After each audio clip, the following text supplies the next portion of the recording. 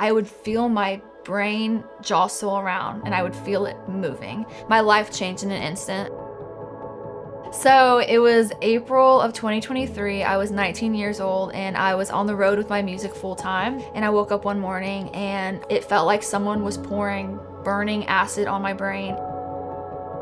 Tons of different doctors, specialists, all of them kept kind of shoving me away and saying, you're 19, you're healthy, you probably just have migraines. So I continued on with my music career and I was traveling, I was playing shows like crazy, and I was in the most excruciating pain ever. But I thought, well, if these are just migraines, I have to learn to live with it.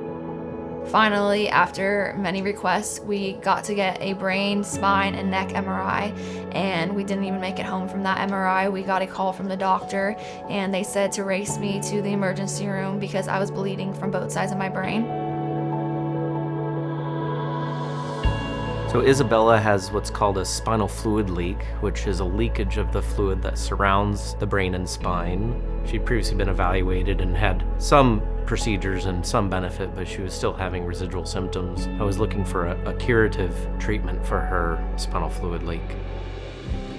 When we arrived in Minnesota, we landed at the RST airport. The second we landed, I'll never forget, we were greeted by such smiling faces. Me and my mother looked at each other and we just went, oh my gosh, thank God, because we were so scared. One of the security that was standing there came up to us and he said, how are you? Can I answer any questions? How can I help you? They just grabbed our hands and welcomed us, and from that point on, we knew we were going to be okay. When you walk into Mayo Clinic, it's so grand. You feel like you're walking into a castle. We sat down and we got to look at all of my images from my past different scans and different hospitals, and they instantly had a plan in place of what to do. So the next step was to do the procedure to then fix the leak there. I'm at the point now where I just have one more surgery and that will be the final fix, but I'm so incredibly grateful for Mayo Clinic for giving me my life back. I'm very grateful for airports like RST because you don't really know what it's going to be like when you arrive, and I felt like the whole experience at this airport was curated for the patients. It felt as if they knew my story, but they had never even met me. I felt so cared for there, and I wasn't even at the hospital yet.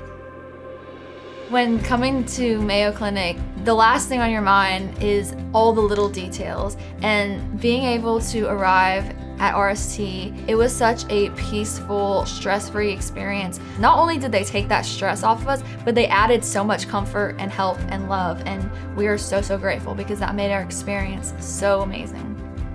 My inspiration in songwriting is just real life, and this definitely was a whirlwind of a journey. And so my music has changed in so many ways, creative-wise, songwriting-wise, but also my mission now is I want to use my voice to be able to help people because I know what it's like to be in their shoes.